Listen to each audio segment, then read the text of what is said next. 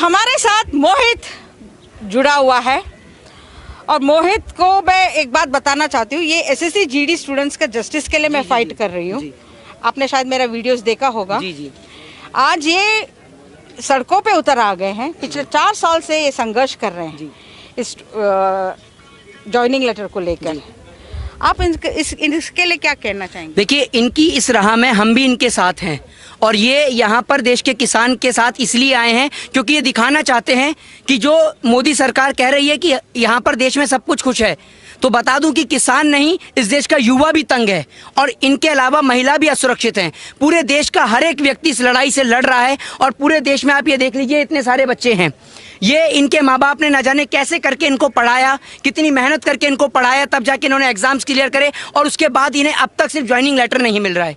बताइए, आप जो कह रहे हैं योगी जी की 4 लाख रोजगार मिला है, अरे 4 लाख में से कम 1000 स्टूडेंट तो यहीं खड़े हैं, इनमें से क्या एक को भी रोजगार नहीं मिला?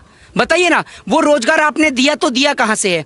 आपने देश की जनता को, देश के युवाओं को पागल बनाने के अलावा, उन्हें मूर्ख बनाने के अलावा आपने और कोई काम नहीं किया है। आज इस देश का यंगस्टर सड़क पे उतरा हुआ है सिर्फ इसलिए क्योंकि उसके पास ना तो बेस्ट एजुकेशन है। अब आपको क्या लगता है, ये एसएससी करने के बाद में बोर्ड लगाएं कि एसएससी चाय वाले, एसएससी पकौड़े वाले, एमबीबीएस चाय वाले, एमबीबीएस पकौड़े वाले, ये चाहते हैं आप कि पढ़ने लिखने के बाद ये चाय बेचें, पकौड़े तलें और इंतजार करें?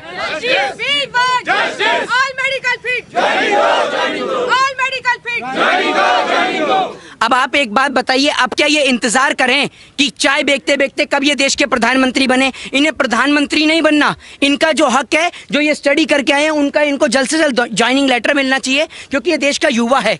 आप एक बात बताइए, इतने सारे युवा, इनमें से कुछ मिडिल क्लास फैमिली से आते हैं, कुछ बहुत गरीब परिवार से भी आते हैं, ये सारे लोग आज सड़क पे हैं। ये सिर्फ आशा लगाए हुए हैं इनके माँ बाप, ये यहाँ पर धरने पे आके बैठते हैं, किसानों के साथ में खड़े रहते हैं, लेकिन आप ये देख लीजिए, इनकी कोई बात सुनने वाला नहीं है देश में। देश की सरकारें आज देश में अंधी, गूंगी और बहरी हो चुकी हैं। इन सरकारों को जगाना होगा और आप देख लीजिए कि किसान के साथ साथ अब आप देश का पूरा युद्ध भी सड़क पे उतर चुका है और इसमें हमारे देश की बहनें भी हैं, बेटियां भी हैं, सब लोग हैं। और ये वो बहन बेटियां हैं जो अगर ओलंपिक में जाकर देश का नाम रोशन करती हैं, देश का नाम गौरवित करती हैं, तो इनका क्रेडिट लेने के लिए सारे नेता आ जाते हैं और इन्हीं के पोस्टर्स के साथ में एक अपना फोटो इतना बड़ा लगा देंगे कि जितना बड़ा फोटो इनका नहीं होता। अगर कल को ये देश के लिए देश का नाम रोशन करेंगे तो इसके साथ फोटो लगाने के लिए तो सारे नेता उतर जाएंगे, लेकिन आज इनको ज्वाइनिंग लेटर देने के लिए कोई नहीं आ रहा, इनका साथ देने के लिए कोई नहीं आ रहा। तो किसान के साथ साथ इनकी भी इस लड़ाई में आप सभी इनका सहयोग करें, साथ दें। जय हिंद, जय भारत, वंदे मातरम। भारत माता की, भारत माता की, भारत माता की। रुको। जय किसान, जय किसान, जय किसान। ये थे मोहित शर्मा जो आज मेरे ख्याल से आज से ये एसएससी जीडी स्टूडेंट्स के जस्टिस के लिए भी आवाज़ उठाएंगे और शायद अभी उठाया है। देखिए, मैं आपको एक बात बता दूं, आज से नहीं, ये तो हम काफ़ी समय से कह रहे हैं कि एजुकेशन का जो हालत है देश के अंदर, न जाने कितने, आप ये समझिए सिर्फ 1 मार्क की कमी के कारण हमारे देश के अंदर यंगस्टर जो है वो फांसी लगा लेता है, सिर्फ 1 मार्क की कमी के कारण। और आप ये देखिए कि जब एसएससी के अंदर में 14+ क्वेश्चन जो है वो रॉन्ग आते हैं, उनका जिम्मेदार कौन है? और ये हालत इस बार की नहीं है, हर बार की यही हालत है, तो इसका जिम्मेदार कौन है? एक बात बताइए, 1 नंबर के चक्कर में इस देश का यूथ जो है वो फांसी के फंदे पे झूल जाता है। और अगर सरकार की तरफ से, गवर्नमेंट की तरफ से, पेपर्स बनाने वाले की तरफ से क्वेश्चन गलत आए तो उनका जिम्मेदार कौन है? तो इनको न्याय मिलना चाहिए और इनके लिए हम लगातार आवाज उठाते हैं क्योंकि आज जो लोग कहते हैं ना हिंदू खतरे में है, आज इस देश के अंदर हिंदुस्तान के खतरे में, हिंदुस्तान के अंदर अगर कोई खतरे में है तो वो शिक्षा खतरे में है, बहन बेटियों की, महिलाओं की इज्जत और आबरू खतरे में है। इस देश के अंदर में मैं आपको बता दूं कि किसानों को छोड़कर, जवानों को छोड़कर और महिलाओं की इज्जत आबरू को छोड़कर बाकी सब कुछ महंगा है। ये आप समझ लीजिए, ये आप ये समझिए, ना किसान की बात करती सरकार, ना इस देश के अंदर युवाओं की बात करती, ये हिंदू और मुस्लिम की बात करती है। और आपको और हमें समझना होगा कि इस देश के अंदर ये जो युद्ध खड़ा हुआ है, इतना सारा यंगस्टर खड़ा हुआ है, इसमें हिंदू भी है, मुस्लिम भी है, सिख भी है, ईसाई भी हैं, ये सारे भारत देश के नागरिक हैं। तो आपको इनके लिए आवाज उठानी चाहिए। अभी अरे घर हम कैसे जाएंगे? वर्दी लेकर जाएंगे, अरे घर हम कैसे जाएंगे? वर्दी लेकर जाएंगे। ऑल मेडिकल फीट, ज्वाइनिंग दो, ज्वाइनिंग दो, ऑल मेडिकल फीट, ज्वाइनिंग दो, ज्वाइनिंग दो। जय जवान, जय किसान।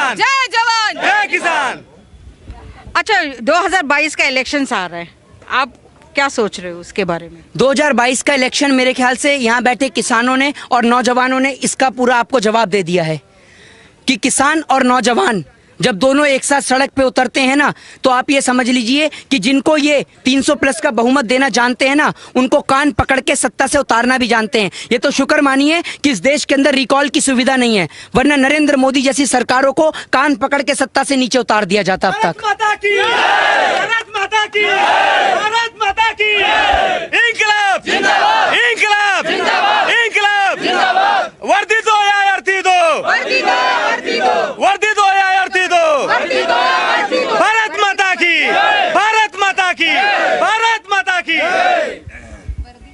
आपने बहुत इम्पोर्टेंट वर्ड है रिकॉल, जी जो सब भूल गए हैं। जी देखिए, मैं आपको बता देता हूँ यही कि देश की सरकार, अब आप एक बात बताइए, देश के अंदर कल आपने देखा 74वें स्वतंत्रता दिवस के अवसर पर, 75वें स्वतंत्रता दिवस के अवसर पर मैं आपको बता दूं कि किस तरीके से लाल किला को पूरी तरीके से कंटेनर से इन्होंने कैद कर दिया था। मतलब आज़ादी के पर्व को, अपने देश के प्रधानमंत्री को हम लोग तिरंगा झंडा लहराते हुए नहीं देख सकते। ये आप देखिए, ये आज़ादी का दिन था या गुलामी का दिन था, ये बताइए ना आप मुझे, कि जो कंटेनर से हमारे देश के लाल किले को कैद किया गया।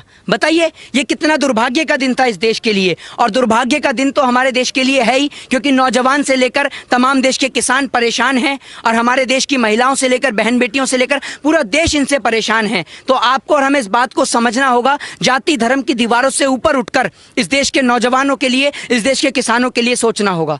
जय जवान जय किसान। ये तो मोहित शर्मा की आवाज़, और आपने समझ लिए होंगे ये जब भी बोलते हैं ये तीखी मिर्ची की तरह बोलते हैं, लेकिन सच बोलते हैं। और आज इन्होंने जो रिकॉल शब्द यूज़ किया है, ये बहुत बड़ा शब्द होता है हिस्ट्री में, पॉलिटिक्स में। तो अगर आपको रिकॉल शब्द का अर्थ जानना है, गूगल सर्च कीजिए, अगर नहीं समझ में आया तो आप मुझे कॉल कीजिए, मैं आपको समझा दूंगी, और उसके बाद आप पता चलेगा रिकॉल का मतलब क्या है। चलिए मिलते हैं हम अगले वीडियो पर। जय हिंद, जय भारत। कैमरा सपोर्ट जाना मेहरा। भारत माता की, वंदे मातरम, वंदे मातरम, इनकलाब जिंदाबाद, इनकलाब जिंदाबाद, इनकलाब जिंदाबाद। और यहाँ पर हमारी बहनें भी आई हुई है जो बहुत दूर दूर से आई है, तो ये भी झांसी की रानियों से कम नहीं है। तो बस सरकार से यही मांग है कि हम लोग बहुत तकलीफ सहकर इतने दूर से आए हैं, तो हमारी मांग को जल्द से जल्द पूरा किया जाए। जय हिंद, जय भारत। सर आप ये बैनर आ रहे हैं ना, साइड में हो जाए। वो आप करिए, आप करिए, हाँ। बाद में बात करते हैं। मैं मिलती हूँ आपसे अभी।